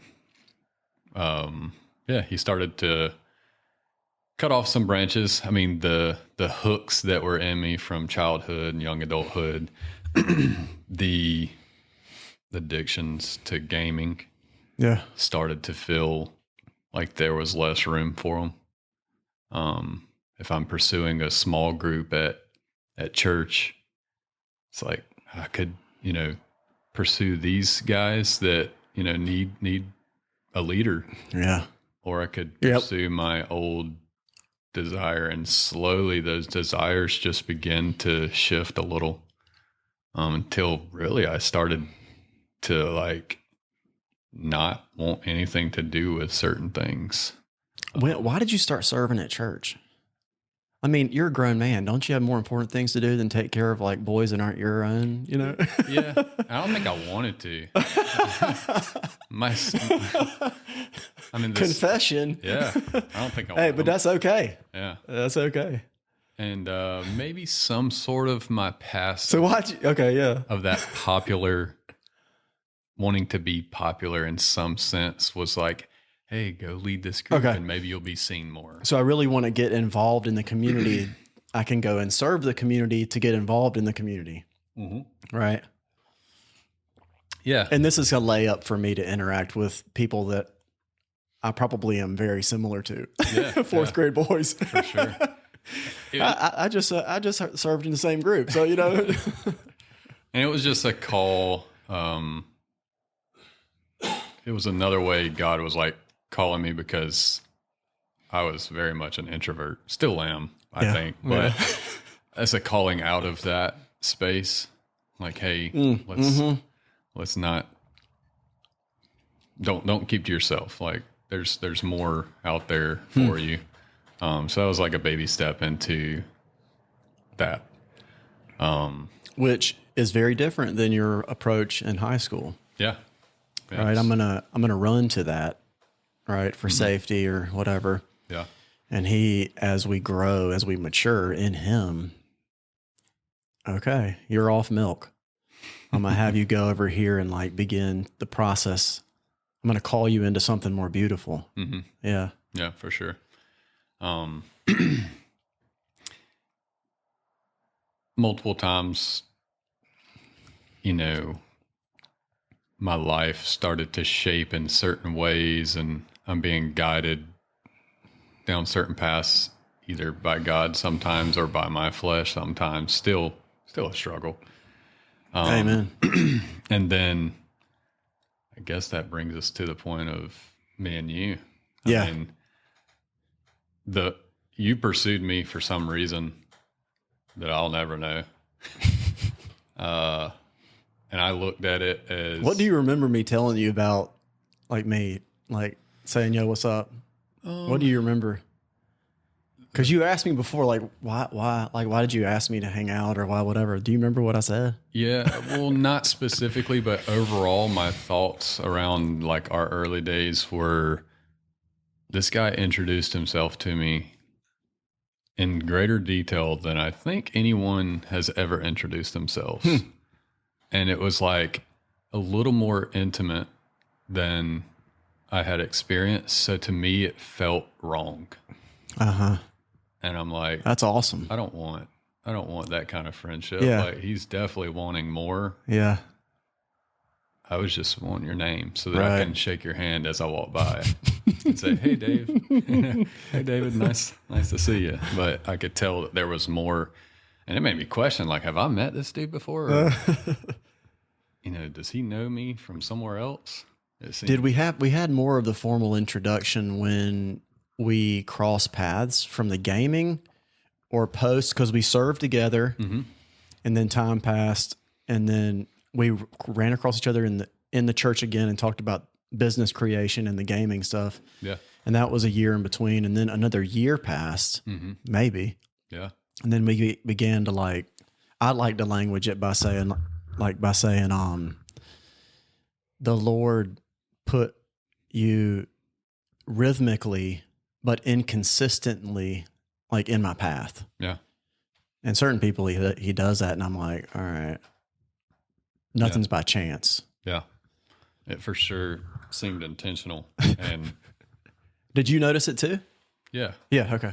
I mean, I even spoke to my wife about it. Oh, you did? And I'm like, I think one day you caught me in the parking lot and, we were just chatting. At New Spring? Yeah. And that's not me. That wasn't me to just small talk with other guys. So afterwards she's like, what's that? You talk for longer than, "Hey, how are you? Right. Good to see you." Mm-hmm. I'm like, I don't know. That's David. And David is different. And it seems weird, but I kind of like it. Yeah. I like the level of his persistence to a relationship that doesn't even exist yet. Right. So it opened my eyes to, you made me notice you. And that was awesome because of what it developed into. For my game. I mean, it had nothing to do with you. Although I love our relationship. Oh man, it's just the beginning. Yeah. It's going to be interesting. But and so I want to come back into some of the meat of why we're together now, is that the whole time there has been hooks in you from decisions that you made in your early 20s, and directly in relationship, and targeting the oneness between you and your wife. And so the whole time as we're going to church, serving at Kid Spring, serving kids, letting him prune stuff or turn our attention to things that are more beautiful, and letting us spend our time with our hands to work out of duty. And that the whole time there are things in us that we haven't necessarily dealt with. And that's okay. That's just a part of the process of dealing with our life, And you and I, the Lord put you in my path, and I could see a spark of, God's presence in you. And I was like, that dude looks legit. He looks like a straight shooter. And I'd like to have people in my life that are present, men on the hunt, and we had 3 years of nothing, but some overlap and some commonality. Yeah. And so we got in group together. We started that book club thing. And so the format of it, because I think it's important, that we bring that forward, is we met once a month for like a year, and every meeting was 3 hours. Being introduced to podcasting for me showed me that, to quote one of our modern day theologians, Joe Rogan, is that conversation can heal people. Mm-hmm. And I knew that all along, probably the first person to truly not put that to work was Freud. He actually said that conversation, he would help a person talk out their issues. That was, I think, one of the reasons he became so popular. I'm sure some of that information is not accurate, but I enjoy that truth as a part of relating to people. And I think it's from the Lord. That's how the Lord works to make us to interact with each other. Mm-hmm. So we got into group together, not even knowing what this group would be because nobody had structured it and given it to us to do. But it was me and you and 12 other guys. And we read, the first book we did was Matthew McConaughey's book. What was it called? Green Lights. Green Lights. And some of us made the fun decision of listening to it versus reading it. So McConaughey narrated the whole book. Yeah. That was a lot of fun. And what we found, I don't know if you would characterize it the same way, but what we found in the first year is that a bunch of men got together with the obligation of looking at themselves, reading content, and then coming to the group and giving the group something of their life. And then also making room to hear from other people something of their life. So there was a reciprocal commitment. Mm-hmm. The other thing that was really, really important, and it would benefit all of creation, is to treat each other like sons and daughters. The ones that are sons and daughters, the ones that would say, I'm a son or I'm a daughter of God, to extend to them, to quote Jason Wilson, to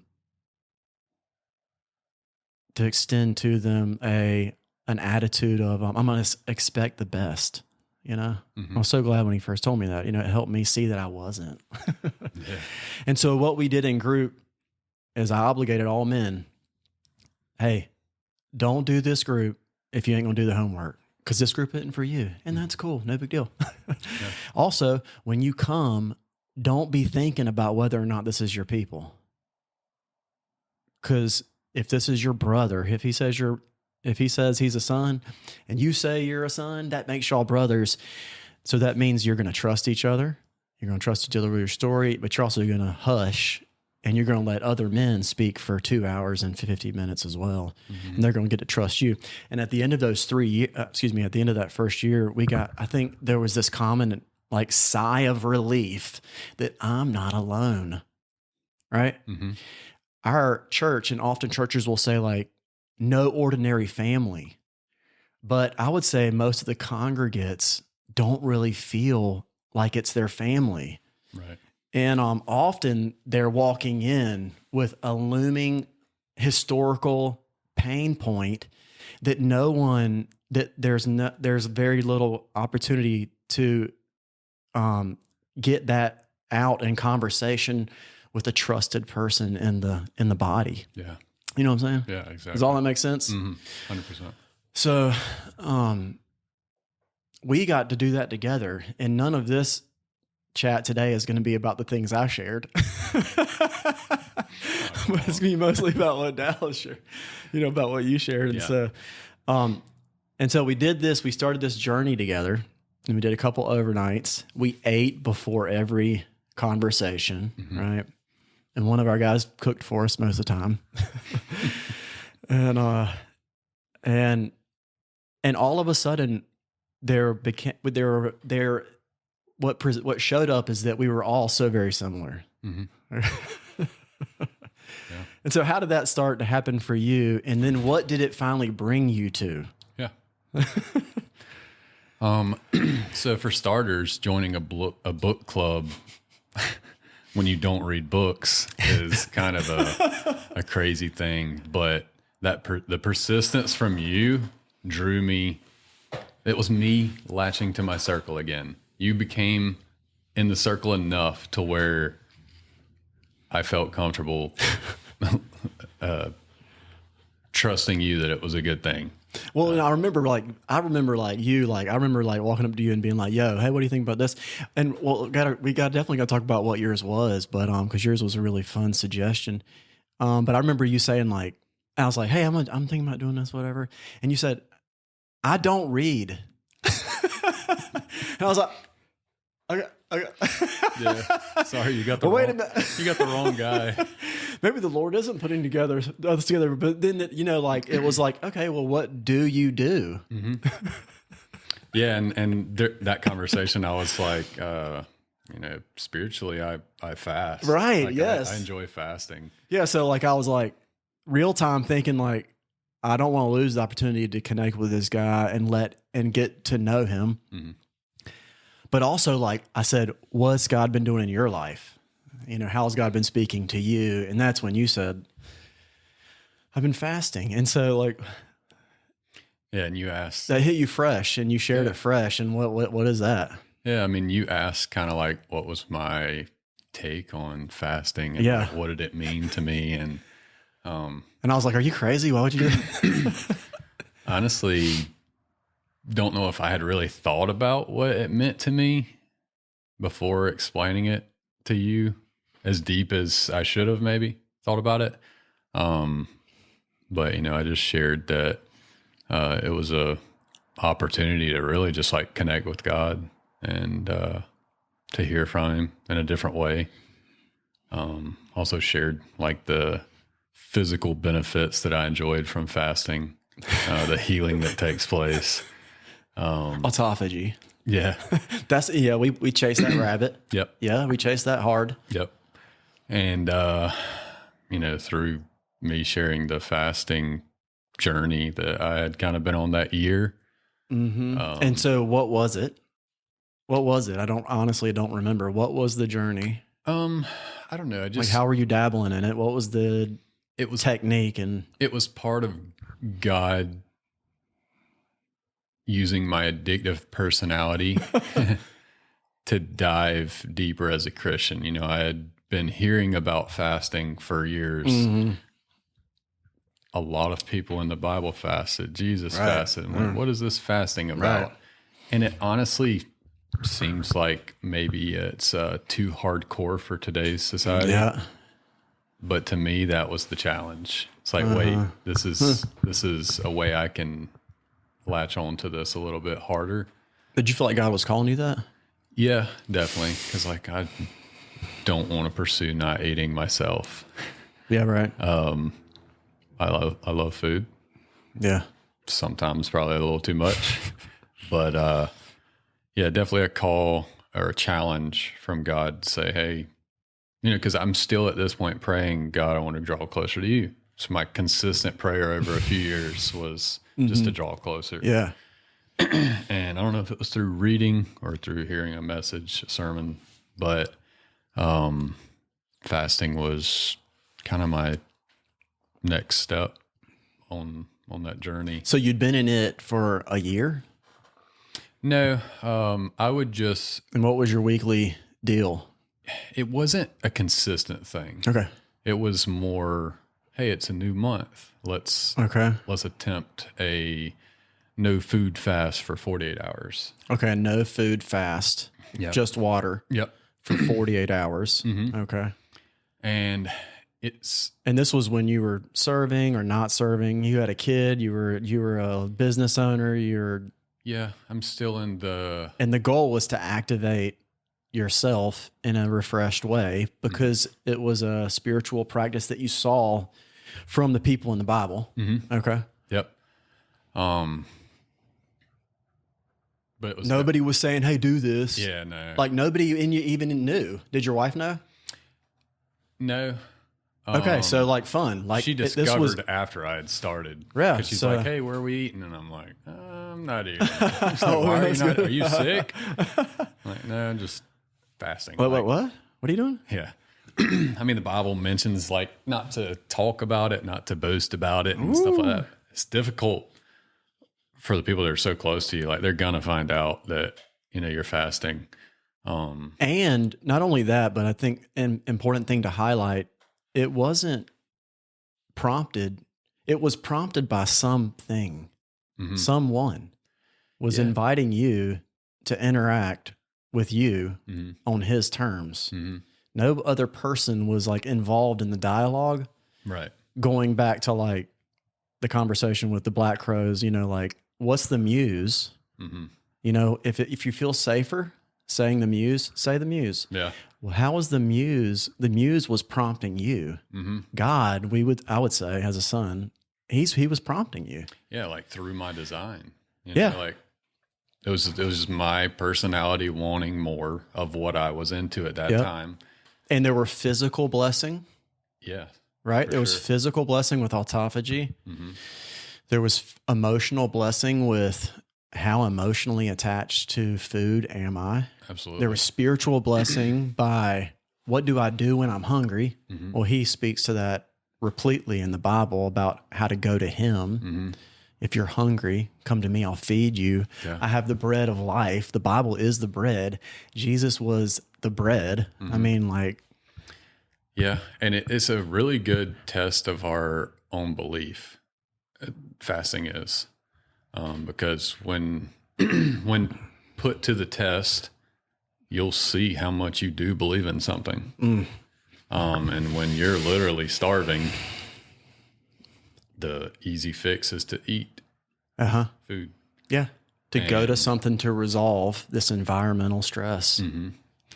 And to, in that moment, deny what you want and to lean on what you know, be it, the word God. It's like a special self-identifying process. And a rest in the hunger. To obligate yourself to be still when hunger is itching. Yeah.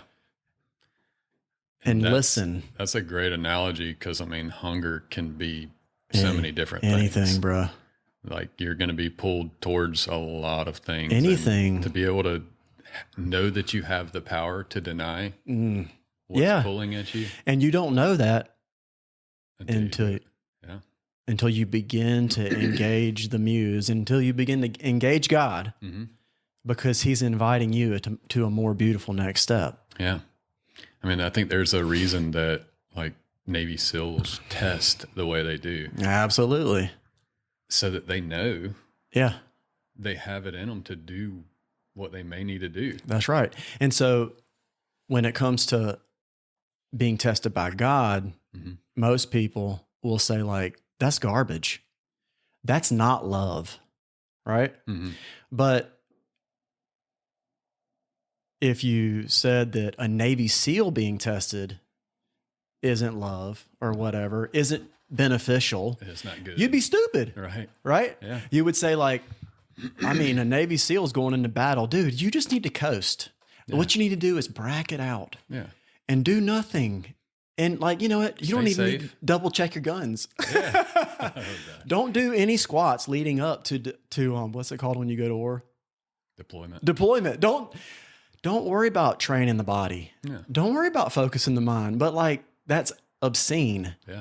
And I think that one of the things being invited to us as soldiers in the faith, or sons, is letting our day be on how God would invite us for it to be, which is what you were doing. Yeah. Yep. And so you said, we like, you said, I don't read, but like I've been fasting. And so then I was like, okay. I thought this was going to be a book club, but now I'm like, interesting. And I think you were kind of like a soft no, like, Dave, whatever, interesting. But then I said, well, what if 1 month everyone fasted? And then when we at our gathering, we all discussed what happened when we fasted. And you're like, I'm in. Yeah. So the first book you ever read was Matthew McConaughey. Yeah. It was a great entry into it. Not too deep. And then the month. Okay, so was the fast before the fast month that we did was before our gathering at the lake house, when everything you had a kind of a fall apart. It was that month. It was that month. Oh man, Dude. I didn't know that, bro. Yeah. That's so crazy. The fast was that We month. fasted, Oh and my then God. yeah. It's wild that Have you thought about that? not really. Oh man, that's crazy, bro. Yeah. It was Okay. because we fasted and we met at the lake and we ate at the lake. And that was Okay. So we're mostly through the month. And we're mostly through the year. And then we get to the scheduled month to everyone do a fast, and I let everybody choose a 1, 2, or a 3-day fast. And I scheduled a 3-day and bailed at 2. But it wasn't about like obligation. It was about like where I want to find the beauty. And I just found too much frustration after 2 days. it's very frustrating. So it's wonderfully frustrating. And I guess I'm an underdeveloped Christ follower. I don't even know, I couldn't give him 3 days. Yeah. So we show up at group, and everybody honestly is probably thinking like just to butter you up a little bit more, everybody's thinking like, I want my life to be like Dallas's. All year. This guy's stoic. I mean, like, I bet he has like gone to stoicism school. He's not a reader, but yet now he's been a reader. I mean, he was like, Dallas is always the last one speaking. Redmond is talking like all the time. And so the other guy, I don't want to be that guy who wants to talk all the time. And so you were like this quiet night, like just in the background at like a peaceful state. And everybody was hoping and wonderful things had come forward already from some other guys. And the Lord had something special for this one gathering, and unbeknownst to everybody there, and probably unbeknownst to you, like, go ahead. And so what all happened? Yeah. So we fasted that week. Okay. Okay. So we met on Friday night. Yeah. And we did a fast leading up to the meet. Okay. So we fasted Monday, Tuesday, Wednesday. And how much did you do? I did Sunday night to Friday night. Okay, so you did all week, Sunday. Okay, you did all week. Yeah. Dude, you did like 4 days, 5 days. Yeah. I got addicted personality. Woo! Yeah, I went all in. Imagine that. You might be a zealot. Maybe zealots are rock stars too, man. One day I want to try a 40-day, but whoa! Oh man, okay, right we'll on. See. I'll pray for you the whole time. So you did the Sunday to Friday. We met Friday night. Mm-hmm. Okay. And I'm still sticking to the prayer of God. I just want to draw closer. And a lot of times, I did have specific prayers, but the overarching theme of my prayer was to draw closer. Amen. So fasted for a week, praying every day to draw closer to God. We meet at the lake house, and I'm not sure how it came up in conversation. I really don't remember the specific. I bet you don't. It was probably traumatic. The specific nudge, but someone had talked about just lust in general, I believe. Okay. Imagine that. A group of men, some person has this. It might have been to do with pornography or I'm not sure. But I got a nudge from internally to just think about my past with my lust. At the meeting, you got the nudge? Yes. Okay, so it wasn't like you were... Hadn't pre-thought this at all. So all week, you're in the fast, not thinking about like... And really not like going like overly, I'm clear on what's being said right now, but I'm just in the fast and I'm going. Yep. Didn't want to get too specific because I thought I was like kind of caging God up. Like, no, God, I just want to go draw closer. On, yeah. However that looks. Right. I don't care. I'll do it. I'll be obedient. Nah. I'm trying to kind of prove to myself that I can be obedient in whatever you ask me by fasting for 5 days. Like, I believe that I'm powerful because of you. Amen. That's it. Yeah. What's the verse? Um, In our weakness, his strength is made known. Yeah. More or less. 100%. Yep. So it was my turn to speak. I think for probably 30 minutes prior, I had been getting nudged about my lust and basically being challenged to how transparent during my time of talking I wanted to be. Right. It's like we were each giving our story of our kind of our lust journey. How dark that was for certain people, which varied depending on Amen. you know who wanted to share what. But I just went down the path with our group and talked about my past, my infidelity, my Las Vegas adventure. Yeah. And this had been the first time and maybe the degree to, I mean, had you ever shared any of that? Maybe with like one close friend. Right. But in an open setting with 12 guys, Right. never even wanted to. Yeah. But at the same time, I'm wanting to be obedient. Amen. And I'm being nudged over and over for some reason to discuss this. But before it was my turn, I had the thought, Dallas, you can shift right now into some war story, and they'll think that's why you were choked up. Mm-hmm. And I couldn't talk for like 5 minutes. And I think I started crying at that point, which doesn't happen. So I'm crying. I've got a knot in my throat. I can't speak. And my mind is racing on which way to go. Do I be honest and tell them about what we're talking about, our lustful past, or do I go on a random war story? Somehow I was obedient, listened to God, and trusted God that, you know, hey, I'm going to share this with these guys, and hopefully they don't think I'm too terrible of a person. I think the perception of how I would be judged was a weapon that the enemy used to really tell me, don't talk about it. But I shared, and to my surprise, no one batted an eye. Yeah. Nope. It was like instantly when I shared, healing started taking place. So you shared about infidelity. Yes. In Vegas. Yep. And you were married at the time. Yes. Okay. So. And so that never seemed reasonable to ever come out of your mouth. Ever. Didn't make any sense. And you've been holding it in since it happened. Yeah. Right. And my marriage is awesome at this point. Like, I don't need to make it worse for no reason. Right. But God's like, hey, we need to talk about this. Right. Oh my God. And so one of the things that we didn't mention is, how old is Harrison? At this point, he's like 8. He's 8. Yep. And y'all been trying for another baby. Born. Yeah. On and off. On and off. Been trying for 8 years since he was born.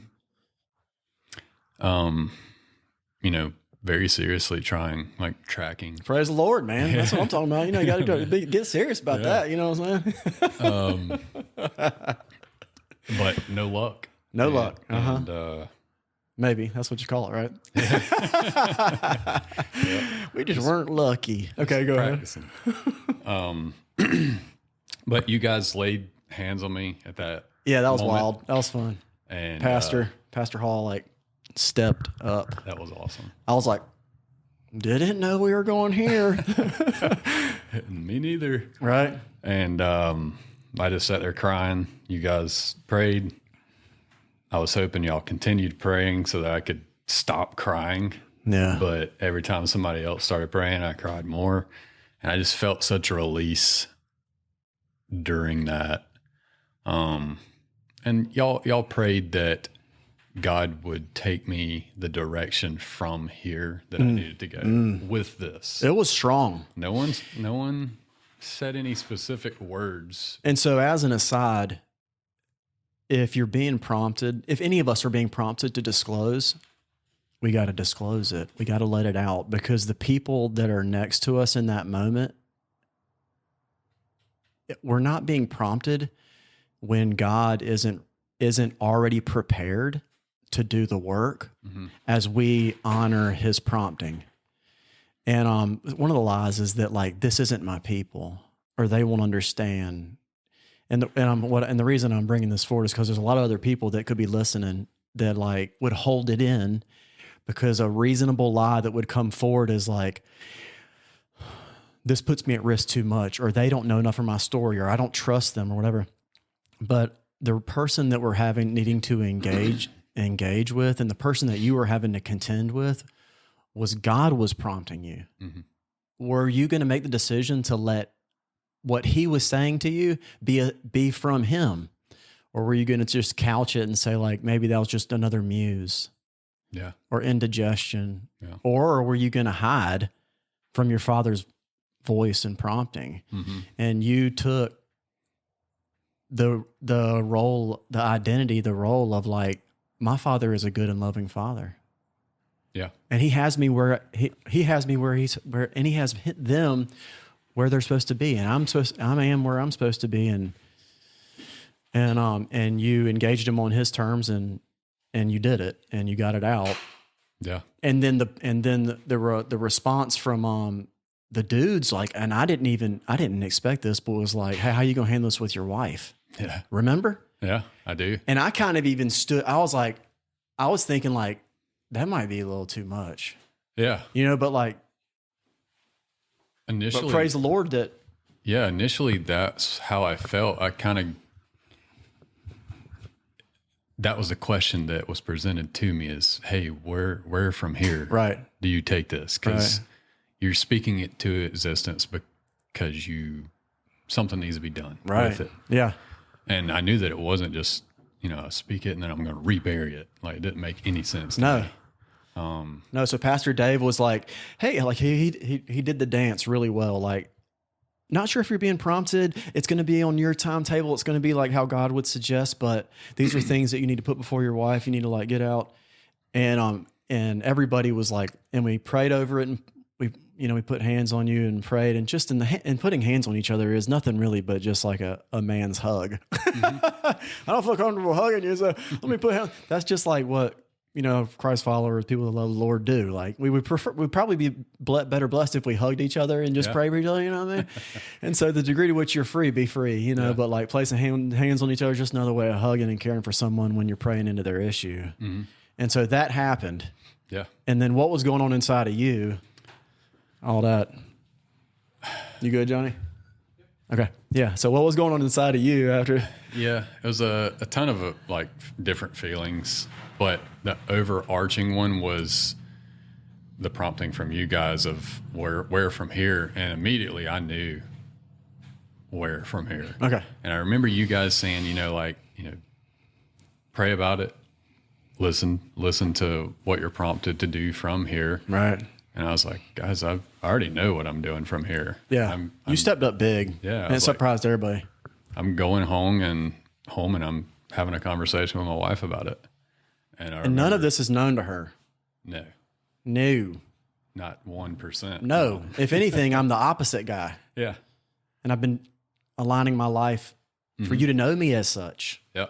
Right. So you're about to burn down a lot. Yeah. A perfect marriage. Beautiful house, beautiful momentum, kids, beautiful life, business, healthy kids. Everything was awesome. Everything. This didn't come because there was an issue. No. I was completely fine with it buried. Amen. And kind of pissed that I had to address it. For what reason? Oh, right. Like, God, why now? Yeah. Right. And that was a reasonable argument against. Yeah. And I used the language so much of, like, God, you know my heart. Like, I'm changed. Oh, man. I don't struggle with this anymore. Amen. Like, what is the purpose in talking about it? Yeah. And I didn't get an answer. My answer was talk about it. Oh.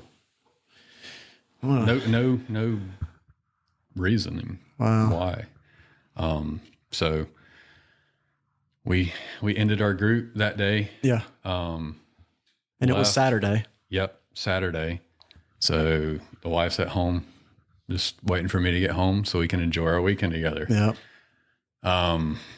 Can you feel the anxiety right now thinking about the moment? Yeah. I thought I could see it on you. There's still a little that arises when I talk about it.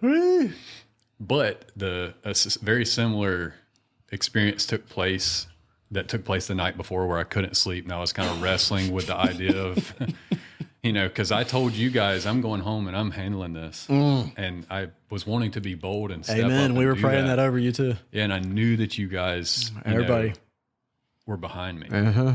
I was like, well, if I get divorced and lose everything, maybe David will let me come stay with him or something. Okay, I mean, I would. Yeah, but just you can stay in here right now. silly thoughts, and they didn't seem silly at the time. Just fear. Like, this was real. Talking, man. I've got a 45-minute drive that may be the last 45 minutes of this life that I know now. I mean, because when I bring this up, we had joke. I think every married couple jokes about it. Like, you ever cheat on me? Like, blah, blah, blah. Uh-huh. Well, we did, and there was no like forgiveness ever talked about. Right.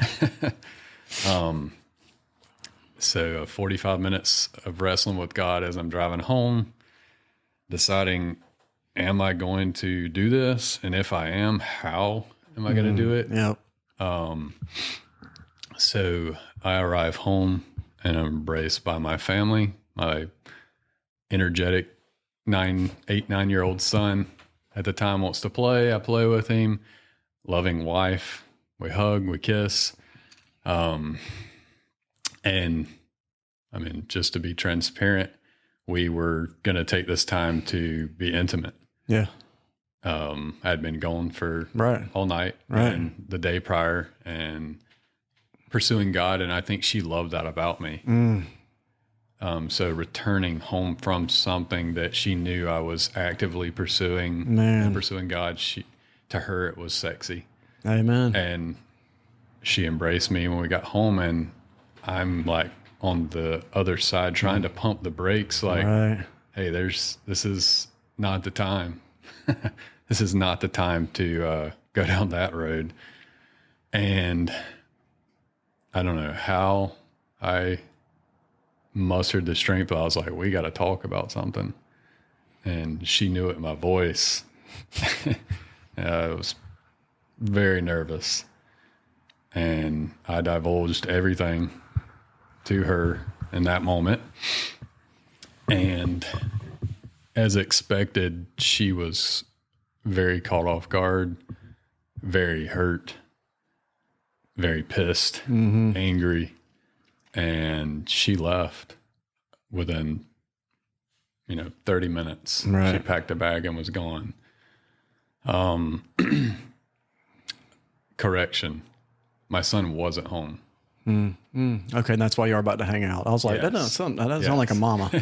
My son I had orchestrated. Nice. Wow. A little bit. Man, look at this. Wow, man, that's better. So he was with her mom. Right. And because I knew the fallout, I didn't want him exposed to it right away. Yeah. So you came clean and said that I was unfaithful to you when we were in Vegas and married years ago. Yeah, a long time ago. And it is reasonable that it would hurt her as much as it did because y'all were one then.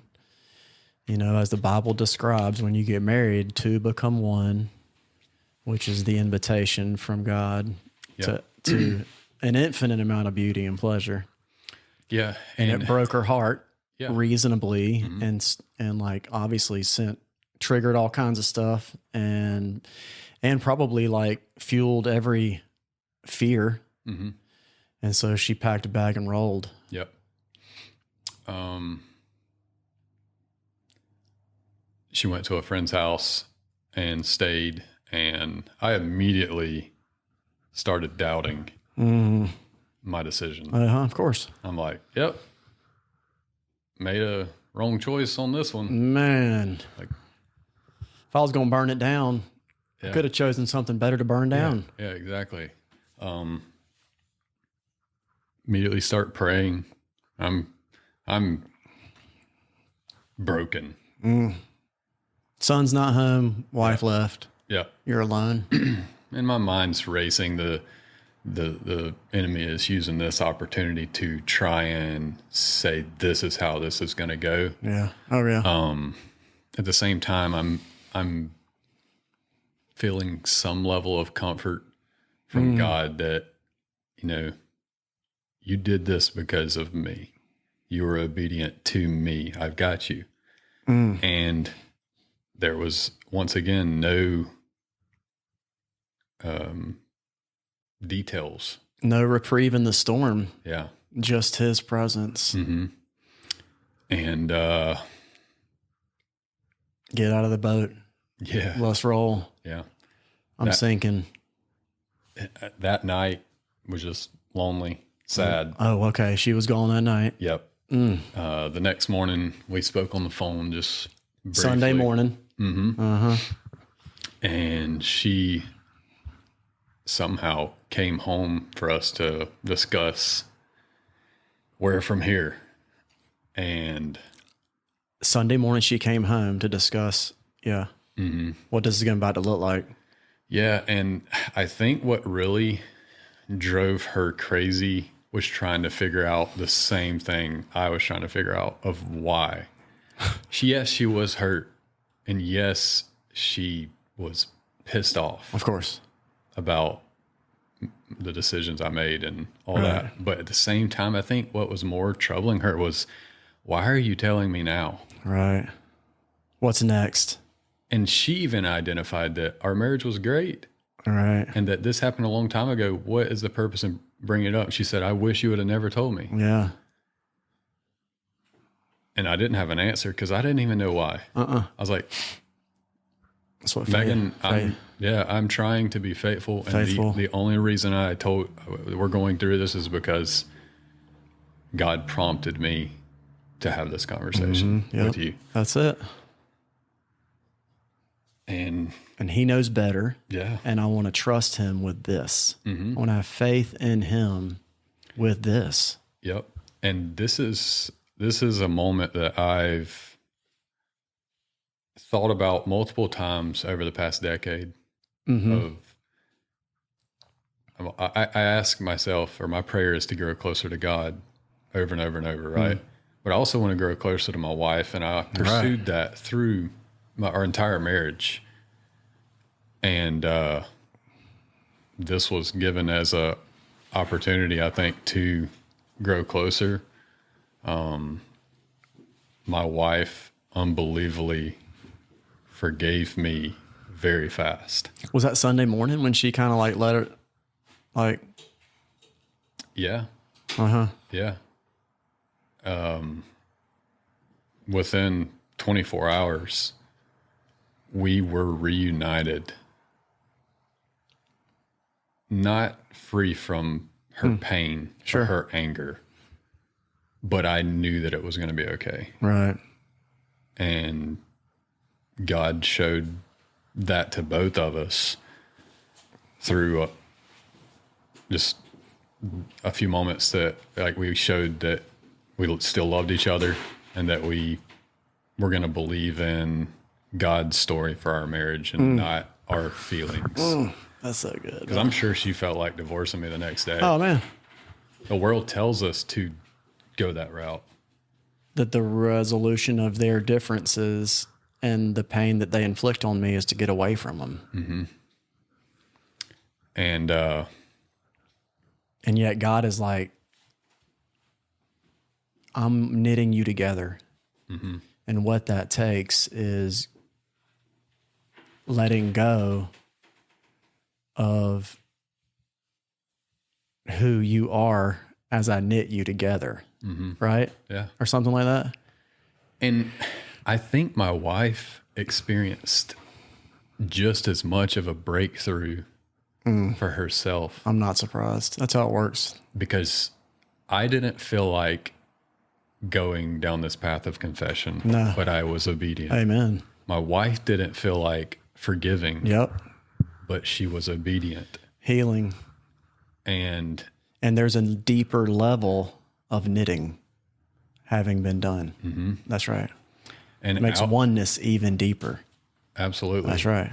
And out of that obedience that we both stood on and said, I'm going to believe in God. Yeah. We got pregnant. Boom. Yeah. The first time y'all hung out. Yeah. That week we conceived Couldn't figure it out for 10 years. through medication, through, The world's best approach. yep. And that was 9 months and 6 days ago. 6 days. And so if we rewind to the beginning of the combo, you've had a new baby for 6 months, 6 days. and you when you sat down this morning, you said, dude, I almost canceled on you this morning because the baby was up all night. Mm-hmm. And I'm like, praise the Lord, you could have canceled and we would have figured it out. Mm-hmm. And what your story shows is there's life in the fight, and living in step with God. And when I say that, I mean like with his prompting, with his voice, with the beauty that he is inviting us to, whoever you are, wherever we are, in whatever situation, it's just a fact that God is involved. Yeah. However dark the circumstance is, it is a fact. And every creature knows it, that God is speaking to them through creation, through his word, through people, Yeah. Well, I mean, the entire situation was somewhat of an answer to my consistent prayer of, God, I want to be closer to you. Right. And the story we shared at the very beginning about in the operating room Right. was literally me being closer to God. Amen. He gave me his vision of his daughter, Right. my wife. Right. Like, to be able to see through someone else's eyes is pretty close encounter with that person. And he changed the entire way that I view my wife because of this obedience. He gave us our son, which gave me the opportunity to experience that moment in the operating room. But just, yeah. As a bystander and a brother and a son of God, we all rejoice in moments that the Bible describes as born again moments. And this has a lot of features. And I don't ever stop growing in relationship to my community, my church, in relationship to my brothers that are also other sons of God. They're spiritual. And so they end up being my spiritual brothers. That's what the Bible describes. Mm-hmm.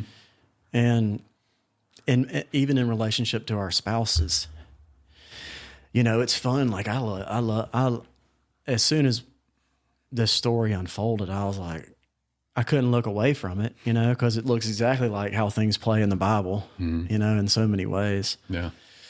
And, but really the story is an encouragement because we can all find ourselves in different parts of the story. Yeah. And to like eject out of any of the moments is a disservice to the person. Yeah. And the Lord is calling all of us, Yeah. And so 2025 is upon us, and hard is around the corner. Yeah. Well, yesterday we were at the gym, like I mentioned, and you and I have started another year. Was there anything else about the marriage stuff? No. Okay. You sure? Yeah. Maybe. What else, I mean, bro? it's still alive. I mean, it's still ongoing. God's still doing things.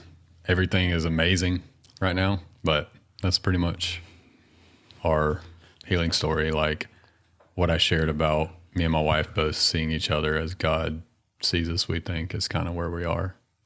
Yeah. So. And so, and what a great thing to stand upon, because what he wants to do with where you guys are now is unknown. Yeah. Yeah. It's unknown, and it'll have all kinds of steps of faith. And so again, nothing about the good news of Christ is very different.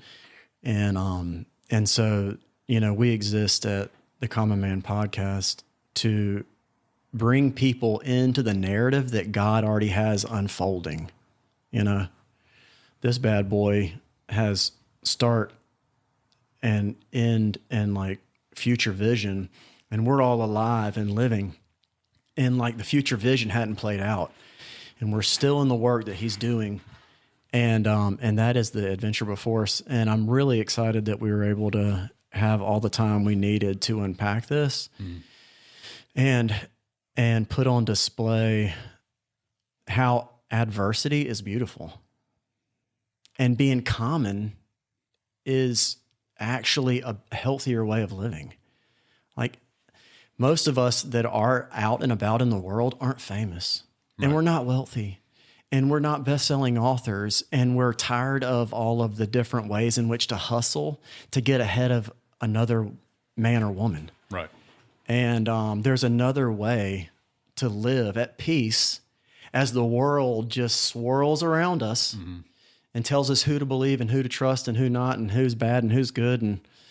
And like our relationship with God, wherever we are and whatever way in which we relate to him, he is there for us, encouraging us. Yeah. And it's a beautiful, exciting adventure that he invites us to join him on if we'll be obedient, if we'll trust in him and have faith.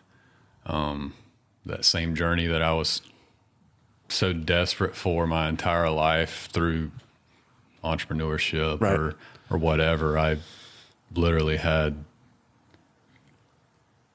an amazing adventure just by believing in him and following him. And I know he's got more for me. And it's exciting.